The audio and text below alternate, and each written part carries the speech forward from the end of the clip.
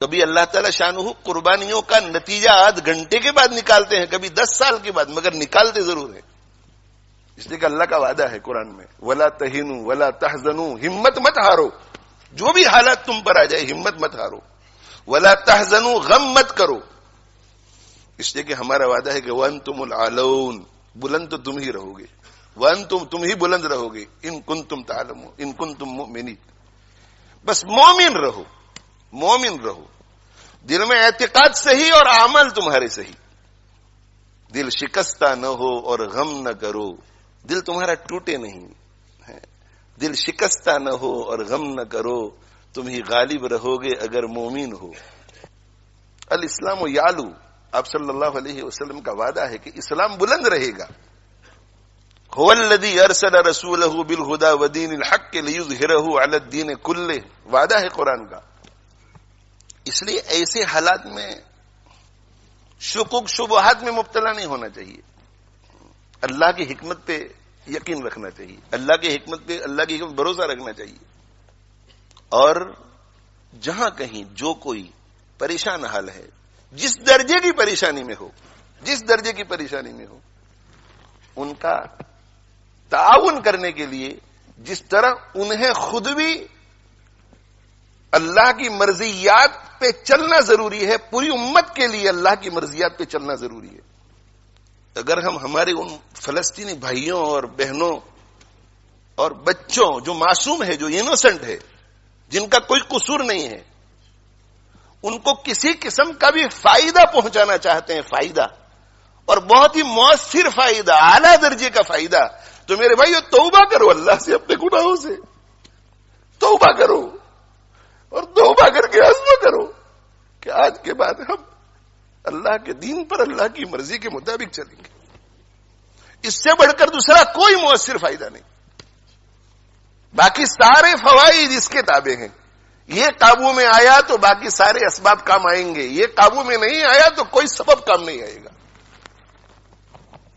یہ میرا ایمان ہے اور ہم سب کا ایمان ہونا چاہیے.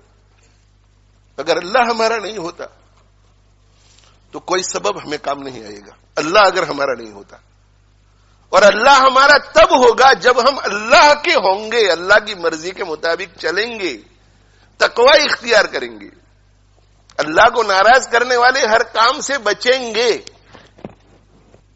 سیاسی تقریریں لوگ بہت کرتے ہیں، سیاسی تبصرے لوگ بہت کرتے ہیں، اور موقع بموقع کرنا بھی چاہیے. جو اس فیلڈ کے لوگ ہیں، ہماری فیلڈ یہ نہیں ہے، ہماری یہ فیلڈ ہے، ہماری قرآن کی فیلڈ ہے اور سنت رسول کی فیلڈ ہے صلی اللہ علیہ وسلم. آپ ایسا مت سمجھے کہ یہاں لیسٹر میں رہ کر کے اگر ہم تقوی اختیار کریں گے تو ان کو کیا فائدہ ہوگا، وہ آپ چھوڑ دیجئے. آپ قرآن اور حدیث پر، اللہ کے فرمان اور رسول اللہ صلی اللہ علیہ وسلم کی ارشاد پر یقین کر کے آنکھ بند کر کے کیجئے، پھر آپ دیکھو کہ اللہ تعالی شانہ اپنی قدرت کا مظاہرہ کیسے فرماتے ہیں. اللہ نہیں بدلا ہے، اللہ کا قانون بھی نہیں بدلا ہے. اللہ جیسے پہلے تھا آج بھی ویسا ہی ہے. اللہ کی حالت میں، اللہ کی شان میں کوئی فرق نہیں آتا، اللہ کے قانون میں، اللہ کے وعدوں میں کوئی فرق نہیں آتا. آج بھی ہو جو ابراہیم سا ایمان پیدا، آج بھی ہو جو ابراہیم سا ایمان پیدا، آگ کر سکتی ہے انداز گلستہ پیدا. آج بھی اگر ابراہیم علیہ الصلوۃ والسلام جیسا ایمان، ویسا یقین، ویسا بھروسہ اللہ پر، ویسا توکل، ویسا اعتماد ہو، اور ویسا تقوی ہو، ویسا صبر ہو، آج بھی ویسا ذکر ہو، زبانی ذکر بھی ہو، دل بھی جڑا ہوا ہو، آگ کر سکتی ہے انداز گلستہ پیدا. تو آگ باغ بن سکتی ہے آج بھی. اسے کہ اللہ کا قانون ایک ہی ہے. فضائے بدر پیدا کر، فرشتے تیری نصرت کو اتر سکتے ہیں گردوں میں، قطار اندر قطار اب بھی. فضائے بدر پیدا کر. فضائے بدر کیا تھی؟ فضائے بدر ایمان والی تھی، ایمان والی. فضائے بدر یقین والی تھی. فضائے بدر اخلاق حمیدہ والی تھی. فضائے بدر شکر والی تھی، صبر والی تھی. فضائے بدر تواضع والی تھی، تواضع والی. کتنی تواضع، اس قدر تواضع کہ اللہ تعالی شانہ نے فرما دیا تھا کہ ان کا پیچھا کرو تو بھی تمہاری جیت اور ان سے لڑو تو بھی تمہاری جیت. اس کے باوجود بھی سید المرسلین صلی اللہ علیہ وسلم نے گردن اونچی نہیں کی، بلکہ حضرت ابو بکر صدیق رضی اللہ عنہ فرماتے ہیں کہ ہاتھ پھیلا پھیلا کے اللہ سے عاجزی کر رہے تھے. فضائے بدر رجوع اللہ.